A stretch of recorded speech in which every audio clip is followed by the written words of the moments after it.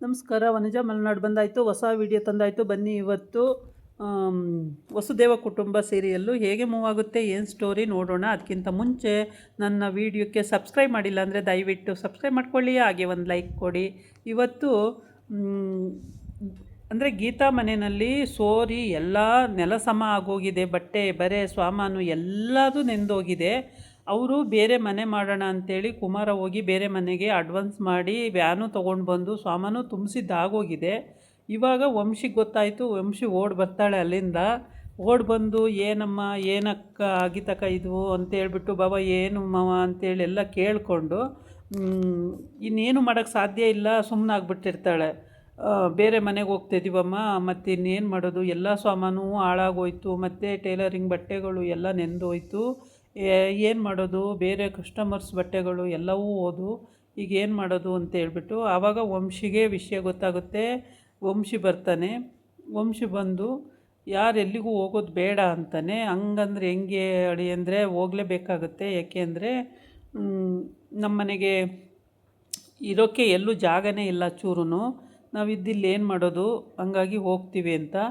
ಅದರಲ್ಲಿ ವಂಶಿ ಚಿಕ್ಕಮ್ಮ ಫಸ್ಟ್ ಖಾಲಿ ಆದರೆ ಸಾಕು ಅಂತ ಕಾಯ್ತಾ ಇರ್ತಾಳೆ. ಮುಖ ಹಿಂಗೆ ಮಾಡಿಕೊಂಡು ಬೇಗ ಬೇಗ ವ್ಯಾನಿಗೆ ತುಂಬಿಸಿದ್ದಾಯಿತು, ಬೇಗ ಹೋಗೋದು ಅಂತೇಳಿ. ಆದರೆ ವಂಶಿಗೆ ಕಳಿಸೋದು ಇಷ್ಟ ಇರಲ್ಲ. ಮನೆ ರಿಪೇರಿ ಮಾಡಿಸ್ಕೊಡೋಣಂತೆ. ಏನಕ್ಕೆ ಹಂಗಾಯಿತು, ರಿಪೇರಿ ಮಾಡಿದ್ದು ಯಾರು ಹಂಗೆ ಮಾಡಿರೋದು, ಏನಕ್ಕೆ ಹಂಗಾಯಿತು ಅಂತೇಳಿ ನೋಡೋಣ, ಅದೆಲ್ಲ ಚೆಕ್ ಮಾಡೋಣ, ನಮ್ಮ ಕೆಲಸದವರೇ ಇದ್ದಾರೆ, ಅವ್ರನ್ನೇ ಬಿಟ್ಟು 2-3 ದಿನಕ್ಕೆ ರೆಡಿ ಮಾಡ್ತಾರೆ ಅಂತೆಲ್ಲ ಹೇಳ್ತಾನೆ.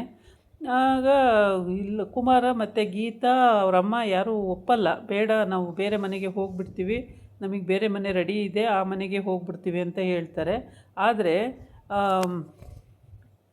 ವಂಶಿ ಯಾವ ಕಾರಣಕ್ಕೂ ಒಪ್ಪೋದೇ ಇಲ್ಲ. ಸ್ವಾತಿ ಹೋಗಿರ್ತಾಳೆ, ಆಮೇಲೆ ತಾತ ಅಜ್ಜಿನೂ ಕೂಡ ಹೋಗಿರ್ತಾರೆ. ತಾತ ಅಜ್ಜಿಗೆ ಮನ್ಸು ಹಂಗೆ ಅನ್ನಿಸ್ತಿರುತ್ತೆ. ಆದರೆ ಹೆಂಗೆ ಹೇಳೋದು, ಹೇಳಿದ್ರೆ ವಂಶಿ ಏನು ಅನ್ಕೋತಾನೋ, ನಮ್ಮನೆಗೆ ಬಂದುಬಿಡಿ ಎಲ್ಲರೂ ಅಂತ ಹೇಳೋಣ ಅನ್ನೋ ಮನಸ್ಸಿತ್ತು. ಆದರೆ ವಂಶಿ ಏನು ಅನ್ಕೋತಾನೋ ಅಂತ ಅವರು ಯೋಚನೆ ಮಾಡ್ತಿದ್ರು. ಇನ್ನು ಸ್ವಾತಿ ಕೂಡ ಹೆಂಗೆ ವಂಶಿ ಕೇಳ್ದಲೇ ನಮ್ಮನೆಗೆ ಬನ್ನಿ ಅಂತ ಹೇಳೋದು, ಇವರೆಲ್ಲರೂ ಇದ್ದಾರೆ, ಯಾರು ಏನಾರು ಅನ್ಕೊಬಿಟ್ರೆ ಏನು ಮಾಡೋದು ಅಂತೇಳ್ಬಿಟ್ಟು ಅವಳು ಯೋಚನೆ ಮಾಡಿ ಸುಮ್ಮನಾಗಿದ್ಲು. ಆಗ ವಂಶಿ ಬಂದ ಅಲ್ಲಿಗೆ. ವಂಶಿ ಬಂದು ಏನಾಯಿತು ಯಾಕೆ ಅಂತ, ಅವನಿಗೆ ವಿಷಯನೇ ಗೊತ್ತಿಲ್ಲ ಹೇಳಬೇಕು ಅಂದರೆ. ಯಾಕೆ ಏನಾಯಿತು ಅಂತ ಕೇಳ್ತಾನೆ. ಆಗ ಹಿಂಗೆ ಅಂತ ಎಲ್ಲ ಹೇಳಿದಾಗ ರಾತ್ರಿ ಎಲ್ಲ ಸೋರಿ ಎಲ್ಲ ನೀರು ಸಮ ಆಗೋಯ್ತು, ಪ್ರತಿಯೊಂದು ಸಾಮಾನು ಏನೂ ಉಳ್ಕೊಂಡಿಲ್ಲ, ಹಾಗಾಗಿ ಬೇರೆ ಮನೆ ಮಾಡ್ಕೊಂಡು ಹೋಗ್ತಾಯಿದ್ವಿ ಬ್ರದರ್ ಅಂತ ಕುಮಾರ ಹೇಳ್ತಾನೆ. ಇವರಿಬ್ಬರು ಹುರ್ಕಂತ ಇರ್ತಾರೆ, ಅಜಯ್ ಮತ್ತು ರಾಗಿಣಿ. ಇವು ಸಿಟ್ಟು ಅಷ್ಟು, ಒಟ್ಟಲ್ಲಿ ಅವರು ತೊಲಗಿಬಿಡ್ಬೇಕು, ಇವರು ಆರಾಮಾಗಬೇಕು, ಏನಾದರೂ ಮಾಡಿ ಹೊಟ್ಟೆ ಒರೆಸ್ಬೇಕು, ಇವಳದು ಇಂಟೆನ್ಷನ್ ಅದಿರುತ್ತೆ. ಹಾಗಾಗ್ಬಿಟ್ಟು ಇವಳು ಹುರ್ಕಂತಿರ್ತಾಳೆ. ಇವಳು ಅತ್ತೆದೇ ದೊಡ್ಡದು ಸಮಸ್ಯೆ ಅವರಿಗೆ ಪಾಪ, ಎಲ್ಲರೂ ಪರವಾಗಿಲ್ಲ.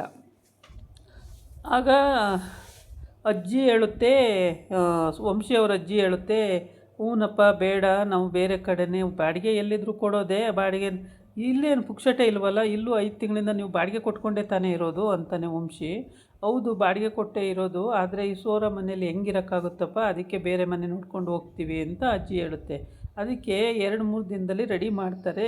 ಇವಾಗ ಅದಕ್ಕೆ ತಕ್ಕಾದ ವ್ಯವಸ್ಥೆ ಮಾಡೋಣಂತೆ ಅಂತ, ಎಲ್ಲೂ ಖಾಲಿ ಮಾಡ್ಕೊಂಡು ಹೋಗೋದು ಬೇಡ ಅಂತೇಳಿ. ವ್ಯಾನಿಗೆಲ್ಲ ತುಂಬ ಆಗಿದೆ ಸಾಮಾನು ಅಂತ ಹೇಳಿದ್ರು ಇಲ್ಲ, ಕೇಳಲ್ಲ, ಬೇಡ ಹೋಗೋದು ಅಂತ ಹೇಳ್ಬಿಟ್ಟು ವಂಶಿ ಎಲ್ಲರೂ ಇಲ್ಲೇ ಇರ್ಬೋದು ಅಂತ. ಇಲ್ಲಿ ಅಂದರೆ ಎಲ್ಲಿರೋಕ್ಕಾಗುತ್ತೆ ವಂಶಿಯವರೇ, ಈ ಸೋರ ಮನೆಯಲ್ಲಿ ಇರಿ ಅಂತ ನಾನು ತಾನೇ ಹೆಂಗೆ ಹೇಳಲಿ ಅಂತ ಸ್ವಾತಿ ಹೇಳ್ತಾಳೆ. ಅದಕ್ಕೆ ಸೋರ ಮನೇಲಿರುವಂತೆ ಯಾರು ಹೇಳಿದ್ದು, ಮತ್ತಿನ್ನು ಎಲ್ಲಿರ್ತಾರೆ ಅಂತ ಅವಳಂತಾಳೆ. ನಮ್ಮನೆಯಲ್ಲೇ ಬಂದಿರಲಿ ಅಂತಾನೆ. ನಮ್ಮನೆಲ್ಲ ನಮ್ಮನೇಲೇ ಬಂದಿರಲಿ, ಅಷ್ಟು ದೊಡ್ಡ ಮನೇಲಿ ಇವ್ರಿಗೆ ಜಾಗ ಇಲ್ವಾ, ಇದ್ದೇ ಇರುತ್ತೆ, ಬಂದಿರಲಿ ಅಂತ ಹೇಳ್ತಾನೆ. ಹೌದಾ ಅಂತೇಳಿ ಅವಾಗೆಲ್ಲ ಸುಮ್ಮನಾಗ್ತಾರೆ. ಆವಾಗ ಅಜ್ಜಿ ತಾತನೂ ಹೇಳ್ತಾನೆ, ನಮಗೂ ಹಂಗೆ ಅನ್ನಿಸ್ತಿತ್ತು, ಆದರೆ ನಿನ್ನೂ ಒಂದು ಮಾತು ಕೇಳಬೇಕಲ್ಲ ಅಂತ ಸುಮ್ಮನಾಗಿದ್ವಪ್ಪ, ಇಲ್ಲ ಅಂತಿದ್ರೆ ಅವ್ರಿಗೆ ನಾವೇ ಹೇಳ್ಬಿಡ್ತಾಯಿದ್ದು, ಆವಾಗಲೇ ಬಂದುಬಿಡಿ ನಮ್ಮ ಮನೆಗೆ ಅಂತೇಳಿ ಅಂತ. ಅದರಲ್ಲಿ ಏನಿದೆ ಅಜ್ಜಿ, ಕರೆದು ಬಿಡಬೇಕು, ಇಂಥ ಕಷ್ಟದ ಸಮಯದಲ್ಲಿ ಆಗದೇ ಇದ್ದರೆ ಮನುಷ್ಯತ್ವಕ್ಕೆ ಬೆಲೆ ಏನಿದೆ, ಕರೆದು ಬಿಡಬೇಕು. ಏನು ನಮ್ಮ ಮನೆ ಚಿಕ್ಕದಾ, ಅಷ್ಟು ದೊಡ್ಡ ಮನೆಯಲ್ಲಿ ಅವ್ರಿಗೆ ಉಳ್ಕೊಳ್ಳೋಕ್ಕೆ ಜಾಗ ಇಲ್ವಾ ಅಂತ ಹೇಳ್ತಾನೆ.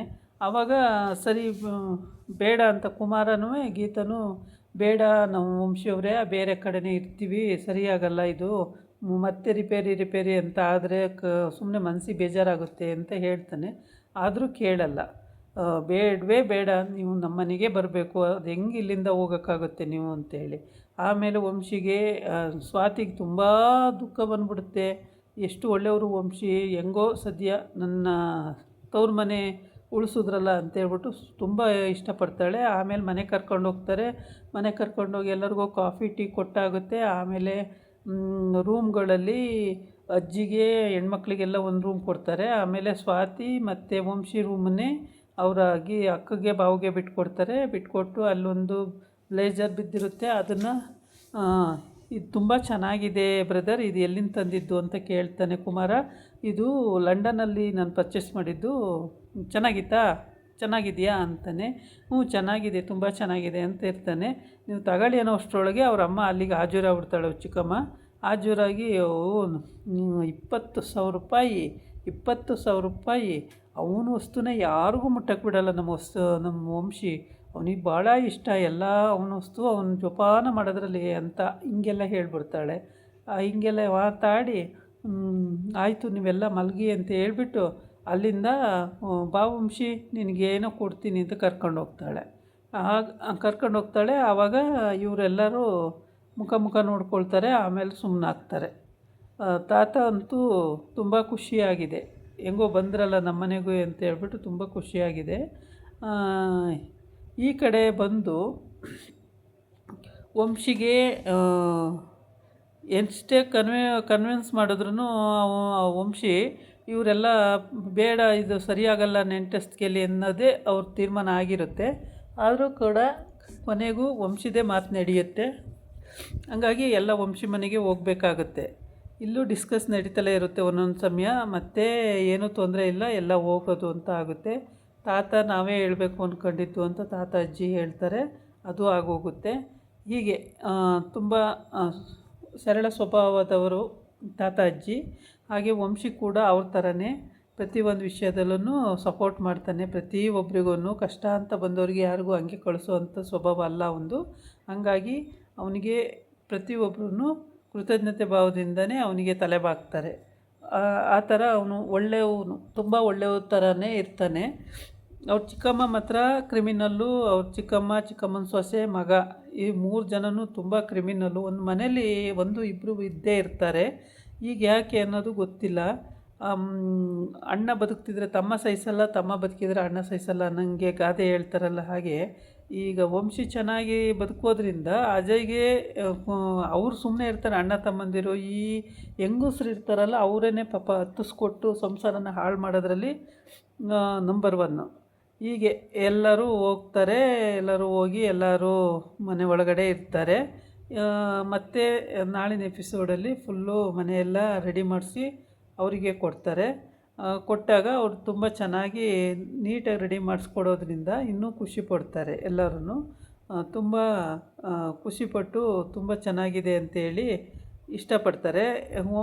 ಇವಳಿಗಂತೂ ಸ್ವಾತಿಗೆ ತುಂಬ ಇಷ್ಟ ಆಯಿತು. ಗಂಡ ಮಾಡಿದ ಕೆಲಸ ಇಷ್ಟ ಆಗಲಿಲ್ಲ. ಹೆಂಗೋ ನನ್ನ ತವ್ರ ಮನೆಯವ್ರನ್ನೆಲ್ಲ ಬನ್ನಿ ನಮ್ಮ ಮನೆಗೆ ಇರಿ ಅಂದ್ಬಿಟ್ರಲ್ಲ, ಅದೇ ಖುಷಿ.